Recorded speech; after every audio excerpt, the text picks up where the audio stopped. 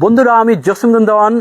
মাদক নিধনে যুব সমাজের ভূমিকা, যুব সমাজের যে দুর্দম সাহস, যুব সমাজে অন্যতম ভূমিকা পালন করতে পারে সেটার এক নিদর্শন নিয়ে কথা বলবো। আছে মুন্সিগঞ্জ সদর উপজেলার রামপাল ইউনিয়নের পানাম এলাকায়, যেখানে শত শত যুবকরা বলিষ্ঠ ভূমিকা রেখেছে। কারণ মাদক যখন একটি সমাজকে একেবারে নির্মূল করে দেয়, মাদক যেখানে একটি যুব সমাজকে ধ্বংস করে দেয়, সেই সমাজকে একেবারে মাদক মুক্ত করতে হলে যুব সমাজের অন্যতম ভূমিকা পালন করতে হয়। সেই ভূমিকাটি আসলে পালন করেছে এখানের যুবকরা যে কাজটি করেছে।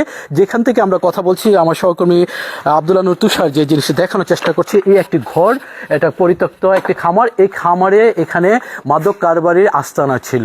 একেবারে নির্দ্বিধায় তিনি মাদক বিক্রি করতেন, বছরের পর বছর মাদক বিক্রি করতেন। এখানে যুব সমাজ তারা আসলে একাট্ট হয়ে গতকাল এই ঘরটিকে ভেঙে চূর্ণ করে দিয়েছে এবং এখানে যিনি মাদক কারবারি তাকে এখান থেকে তার বাড়িকে অবরুদ্ধ করে দিয়েছে। যুব সমাজের এই ভূমিকা আসলে আশেপাশে খুব বেশি প্রশংসিত হয়েছে। সেই খোঁজটি নিয়ে আমরা এখন এখানে যুক্ত হয়েছে। আমরা কথা বলবো এখানে প্রায় 2-3 জনের সাথে কথা বলবার চেষ্টা করব। তারা কি ভূমিকা নিয়েছিল, কেন বা তাদের এমন চিন্তা ভাবনা হলো, সেই বিষয় নিয়ে কথা বলবো। সর্বপ্রথম আপনাকে স্বাগত জানাচ্ছি। আপনি বলবেন যে কিভাবে কি করলেন আপনারা? আসলে আমরা এই বিষয়টা একটা পরিত্যক্ত গরুর ফার্ম ছিল, 5-7 বছর হয়েছে এই ফার্মটা পরিত্যক্ত হয়ে গেছে। এখানে স্বপন মাঝি, মুক্তা মাঝি এবং তাদের নেতৃত্বে একটা মাদকের সিন্ডিকেট গড়ে ওঠে। আখড়া ছিল আর কি। এখানে আমরা একাধিকবার এটার যে মালিক ছিল তারও নক করছি বন্ধ করার জন্য। এখান থেকে সে একাধিকবার রেজিস্ট্রেশন তাদের সরাই নেই, প্রশাসনও তো এরকম ভূমিকা দেখি নাই আমরা। এই জন্য আমরা সমাজবাসী একত্র হইয়া এরপর পানাম তরুণ সংঘ সহ আশেপাশের সমাজের সবার সহযোগিতা আমরা এখানে কালকে স্বপন মাঝি সহ গত শুক্রবার প্রথম এইখানেই করা হয়েছে, তারপর ভাঙচুর করা হয়েছে, তাদের সরানো হয়েছে এবং স্বপন মাঝিরে এই বাসা থেকে তাড়িয়ে তার উচ্ছেদ করা হয়েছে, যাতে তিনি মাদক আর কখনো না আসে। স্বপন মাঝিকে আপনারা ধরে বা আটক করে প্রশাসনের কাছে না, তার আমরা ধরতে পারি ছিল, কিন্তু সে এখান থেকে ওই সন্ধান উপায় আর কি পালাই গেছে, এই ধরনের মেসেজ পেয়ে সে পালাই গেছে। আমরা আপনাকে ধন্যবাদ জানাচ্ছি। আমরা আরো 2 জনের সাথে কথা বলবার চেষ্টা করব, এক এক করে তাদের অনুভূতি জানবার চেষ্টা করবো। যে তরুণদের কথা বললো, আসলে তরুণরা পুরোপুরি একটি সমাজকে বদলে দিতে পারে, তার নিদর্শন কিন্তু হাতিমারার এই গ্রামটি, পানামের যে গ্রামটিকে। আপনি একটু বলবেন কালকে কি হয়েছিল এবং কেন আপনাদের মধ্যে এতটা স্পিড হলো? আমরা যুব সমাজ সবাই একসাথে ছিলাম। একসাথে থাকার পরে কেউ আর্জেন্টিনার, কেউ ব্রাজিলের সাপোর্টার ছিল।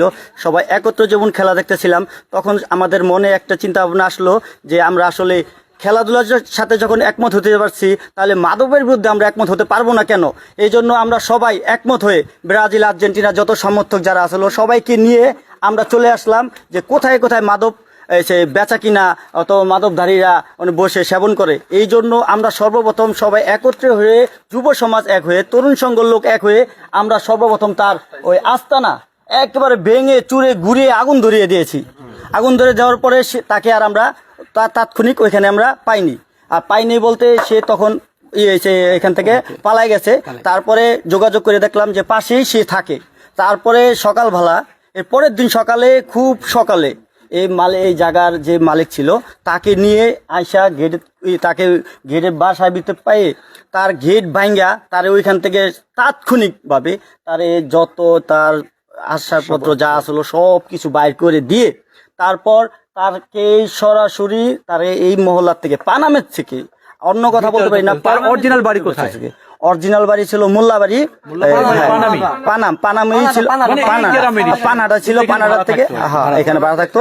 আমরা চাই যে পানাম যুব সমাজ একত্রভাবে যেভাবে আছে এভাবেই থাকবে, এইভাবেই মাদকের বিরুদ্ধে সব সময় একমত হয়ে থাকবে।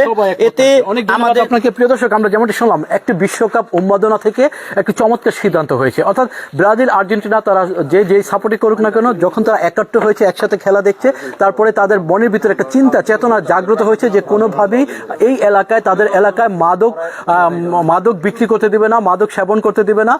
এই চিন্তাটা থেকে তারা আসলে চমৎকার একটা উদ্যোগ নিয়েছে এবং একজন বিখ্যাত বা প্রখ্যাত মাদক কারবারিকে এখান থেকে একেবারে চিরতরে নির্মূল করেছে। আমরা আরেকজনের সাথে কথা বলবো।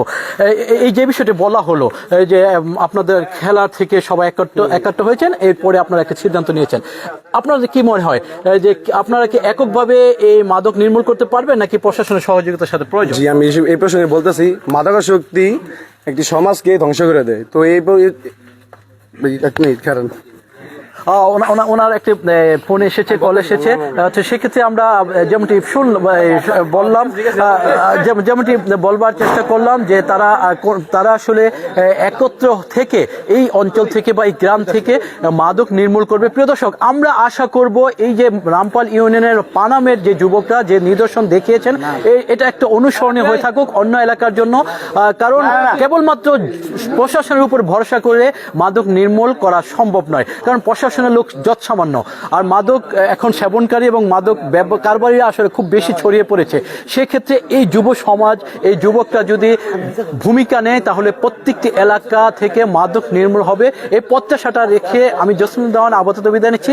নতুন কোনো খবর নিয়ে যুক্ত হওয়ার চেষ্টা করব। সবাই ভালো থাকুন, সুস্থ থাকুন, মাদকের বিরুদ্ধে, মাদককে না বলুন। আল্লাহ হাফিজ।